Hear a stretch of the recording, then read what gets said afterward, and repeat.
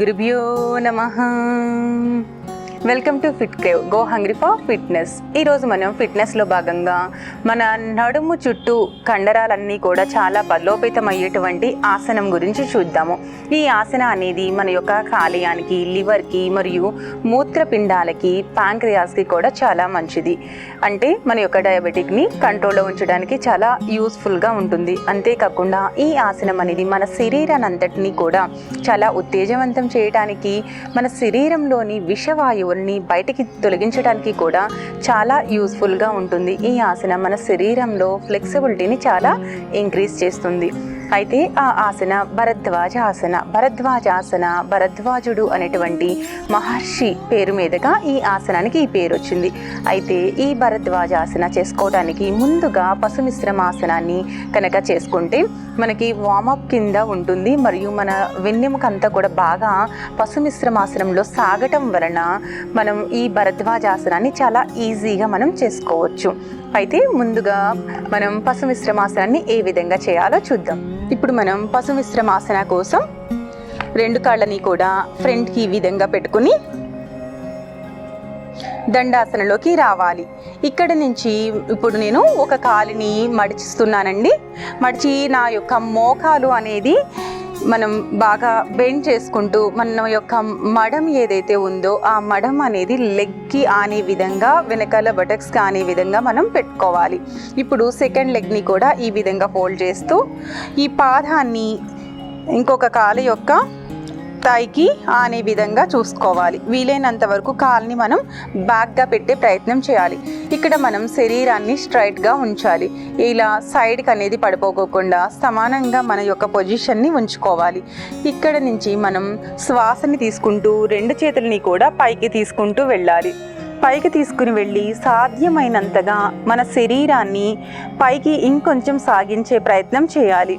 ఇక్కడ నుంచి శ్వాసని వదిలేస్తూ వెన్నెముక కండరాలు, కింద కండరాలన్నీ కూడా బాగా మనకి సాగేలాగా నెమ్మదిగా మనం ఫ్రంట్ బెండింగ్ అనేది చేయాలి.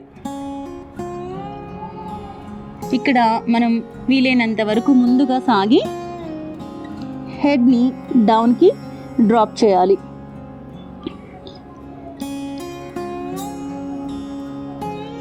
ఇంకా కొంచెం వీలవుతుంది అనుకుంటే చేతులతో ఇంకొంచెం ముందుకి సాగే ప్రయత్నం చేయాలి. దెన్ ఇన్హేల్ చేస్తూ పైకి రిలాక్స్. ఈ విధంగా మనం ఒక 3 నుంచి ఒక 5 వరకు రిపిటేషన్స్ మనం చేసుకోవాలి. ఆ తర్వాత చేతులు రెండు కూడా ఇన్హేల్ చేస్తూ పైకి వెళ్ళి దెన్ స్లోలీ మన యొక్క శరీరం అంతా కూడా సైడ్కి ట్విస్ట్ చేయాలి. ఇక్కడ నుంచి మళ్ళీ ఎక్సేల్ చేసుకుంటూ సైడ్ కూడా మన యొక్క హెడ్ని డ్రాప్ చేసే ప్రయత్నం చేయాలి.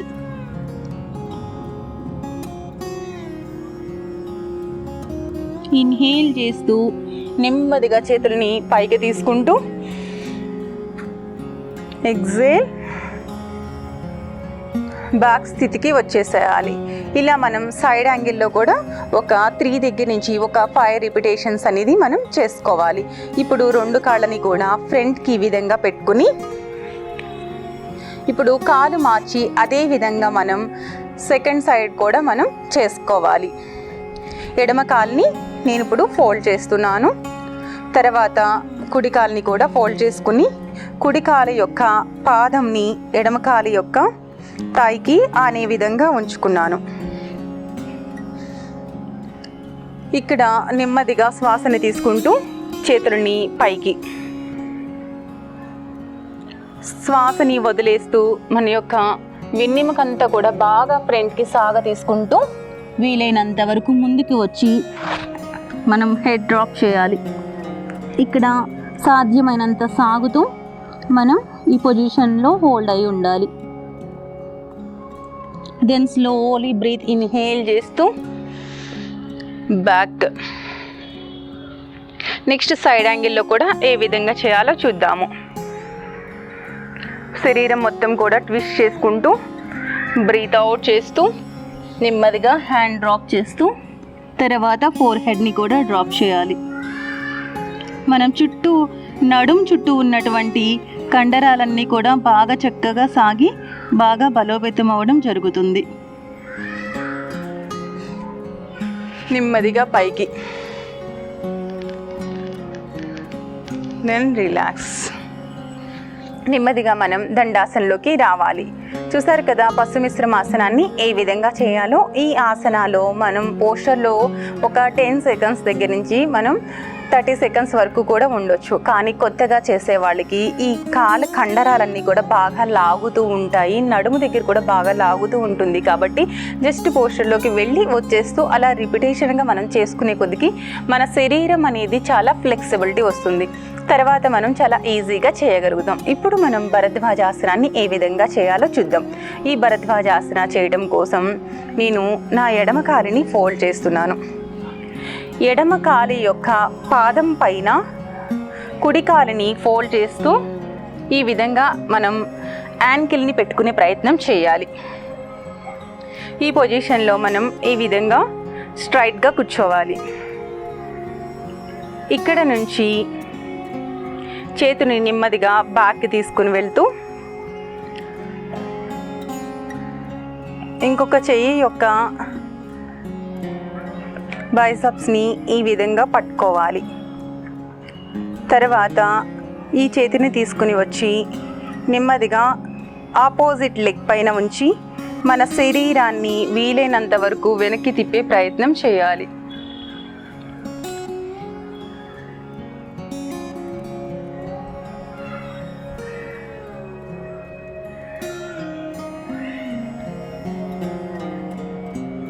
నెమ్మదిగా శరీరాన్ని నార్మల్ స్థితికి తీసుకొచ్చి చేతుల్ని కూడా స్లోగా రిలాక్స్ చేయాలి. అదేవిధంగా మనం సెకండ్ సైడ్ కూడా చేద్దాము. కాళ్ళు రెండు కూడా ఫ్రంట్కి ఉంచి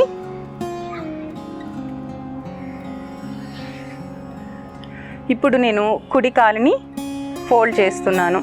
తర్వాత మనం ఎడమ కాలుని కూడా ఈ విధంగా ఫోల్డ్ చేసుకుంటూ కుడి కాలు పాదం మీద ఉంచాలి.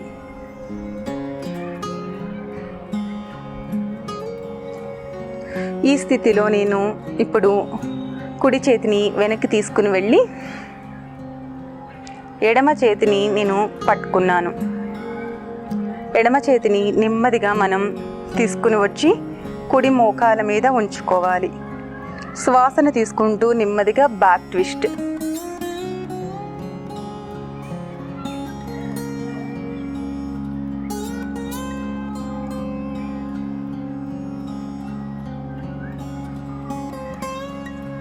స్లోగా మనం బ్యాక్కి వచ్చి నెమ్మదిగా చేతుల్ని రిలాక్స్ చేయాలి.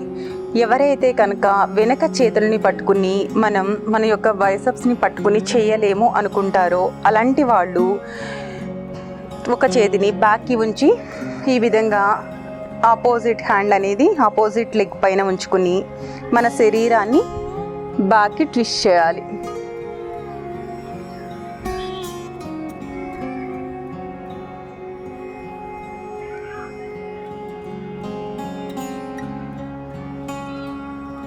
సాధారణ స్థితికి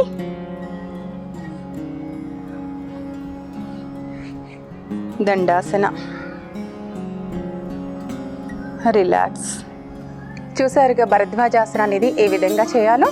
ఇబ్బందిగా ఉన్న వాళ్ళు నేను చూపించినట్టుగా బిగినర్స్ అయితే కనుక ఆ విధంగా ప్రాక్టీస్ చేసి మనకి శరీరంలో ఫ్లెక్సిబిలిటీ వచ్చిన తర్వాత మనం నెమ్మదిగా మన యొక్క చేతుల్ని ఇక్కడ పట్టుకుని చేసేటువంటి ప్రయత్నం అనేది చేయాలి. ఈ ఆసనం నడుము చుట్టూ ఉన్నటువంటి కండరాలు చాలా చక్కగా మనకి మంచి ఫ్లెక్సిబిలిటీ రావడానికి బాగా ఉపయోగపడుతుంది.